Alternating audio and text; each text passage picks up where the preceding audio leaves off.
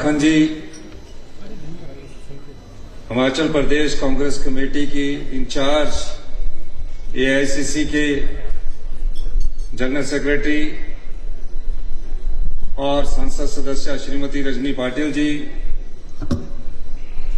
हमारे प्रदेश कांग्रेस कमेटी की अध्यक्षा श्रीमती प्रतिभा सिंह जी, श्री कुलदीप सिंह पठानिया जी, श्री मुकेश अग्निहोत्री जी, श्री विदित चौधरी जी, श्री चेतन चौहान जी, मेरे मंत्रिमंडल के सभी सहयोगी मंत्रीगण, संबंधित विधायक, major general DBS Rana ji, colonel Dhaniram Shandil ji, colonel BC Lakhwal ji, lieutenant colonel PS Attri ji, vice chairman Himachal ex serviceman, honorary captain Ranjit Singh Rana ji जो कि विधायक भी है सुजानपुर से, शहीद सूबेदार मेजर पवन कुमार के पिता हवलदार गजराज सिंह जी, जिनके बेटे पवन कुमार अभी पहलगाम का बाद जो हमारी युद्ध हुआ उसमें शहीद हुए, स्वर्गीय नायक दिलावर खान की धर्मपत्नी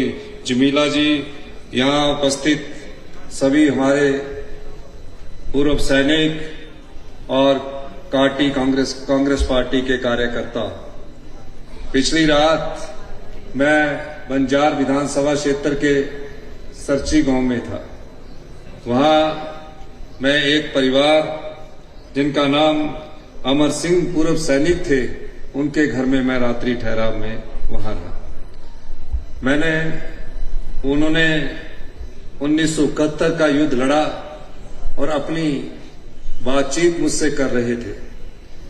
उस समय बहुत पुराने हथियार हुआ करते थे, लेकिन उनकी बात सुनकर मुझे ऐसा लगा, उन्होंने कहा कि वो जज्बा था हमें कि हमें श्रीमती इंदिरा गांधी जी की वो बात याद आ रही थी जब उन्होंने देश को संबोधित करते हुए कहा कि इस समय देश की एकता के लिए और अखंडता के लिए आप सब लोग युद्ध भूमि के लिए तैयार हो रहे हैं और बहादुर सैनिक जो भी युद्ध भूमि पर जाएंगे वो देश को मजबूती प्रदान करेंगे। ये श्रीमती इंदिरा गांधी का जज्बा था। विकास की दिशा में हम आगे बढ़ रहे थे। विकसित देश नहीं था, लेकिन श्रीमती इंदिरा गांधी ने जब ये देखा कि मेरा देश जो कि पूर्वी पाकिस्तान के रूप में दोनों तरफ से घिरा है, उन्होंने 1971 में युद्ध लड़ने का फैसला किया। कई प्रकार की समस्याएं आई। आर्थिक स्थिति हमारे देश की मजबूत नहीं थी, हथियार भी उतने मजबूत नहीं थे, उस टेक्नोलॉजी के हथियार भी नहीं थे, लेकिन श्रीमती इंदिरा गांधी ने इस देश के लिए युद्ध लड़ा।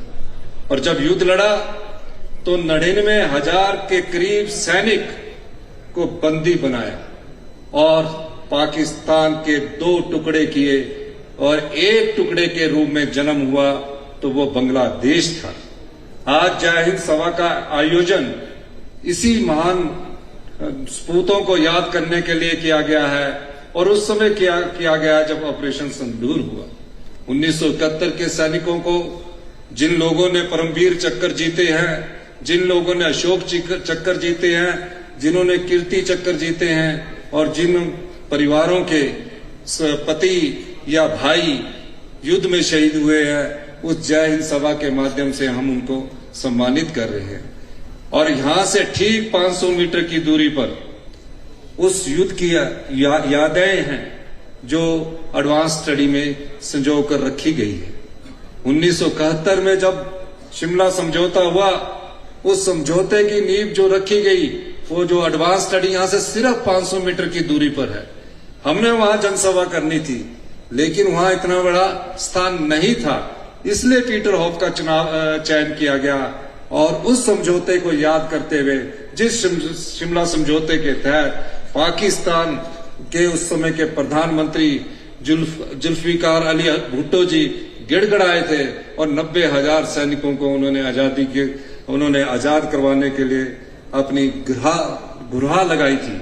आज मैं ये कहना चाहता हूं कि आज कांग्रेस पार्टी एक ऐसी पार्टी है जो देश की किसी कुर्बानी के लिए तैयार है। हमारे ओपोजिशन के लीडर राहुल गांधी जी ने कहा, जब पहलगाम में 26 लोगों की नृशंस हत्या हो गई। सबसे पहले किसी व्यक्ति का बयान आया और उन्होंने प्रधानमंत्री मोदी जी से कहा कि आप इन पहलगाम में जो नृशंस पर्यटकों की हत्या हुई है और जिस आतंकवादी देश ने उनका साथ दिया है उसके खिलाफ आप कोई भी ताकत का इस्तेमाल करेंगे, हम आपके साथ खड़े हैं।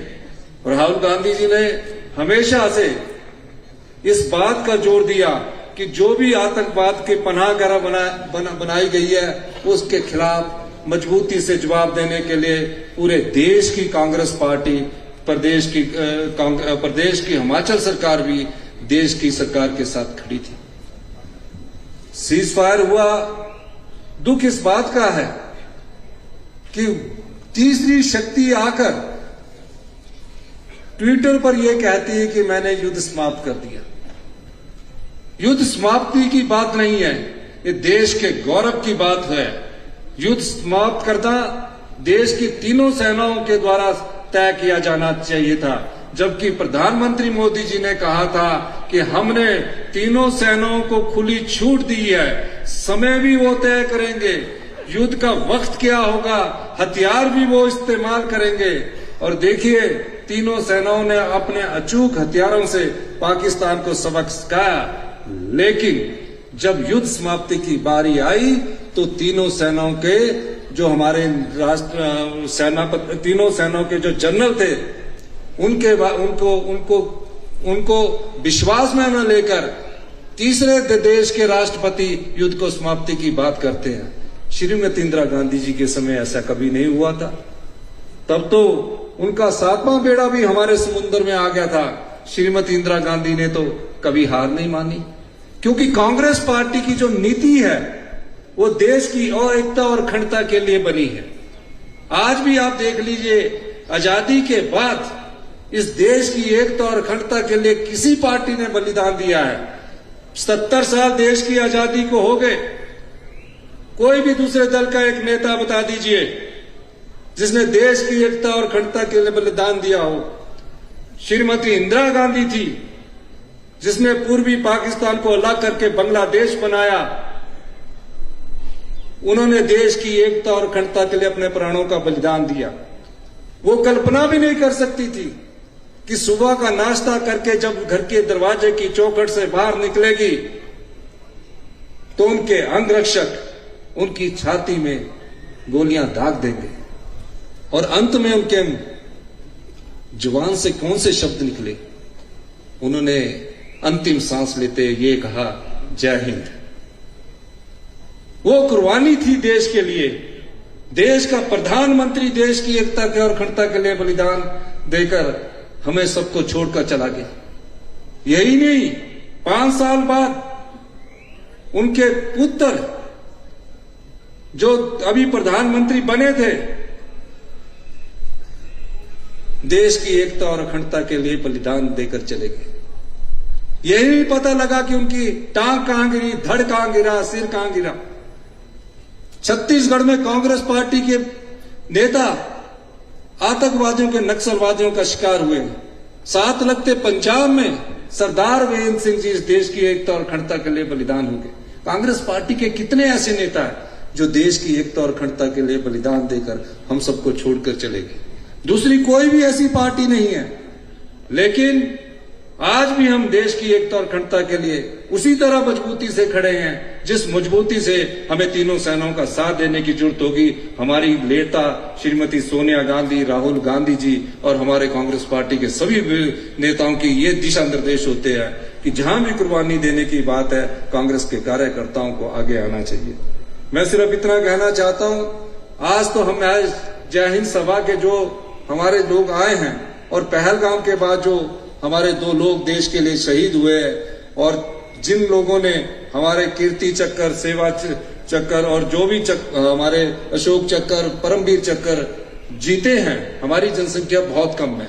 4 परमवीर चक्र और 2 अशोक चक्र जीतने वाला ये प्रदेश जो देश की एकता और अखंडता के लिए हमेशा कुर्बानी देने को तैयार रहता है, इस बात का उदाहरण है जिस प्रकार के परमवीर चक्र और अशोक चक्र हमने जीते हैं।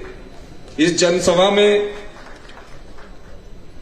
आज हमारे बीच यही कहने को है कि हमें जब भी देश की एकता और अखंडता के लिए जरूरत होगी, हम सब लोग एकजुटता से साथ देश के साथ खड़े हैं।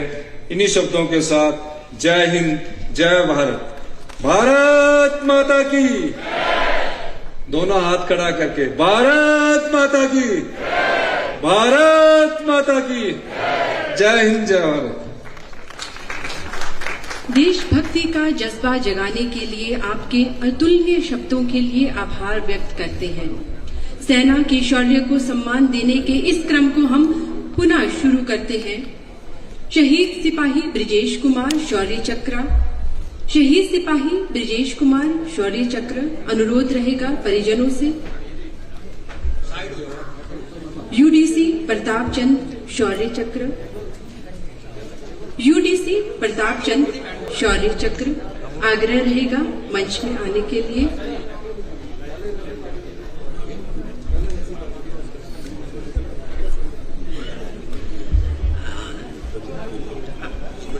आपसे कृपया अनुरोध है आप अपने स्थान पर ही रहें।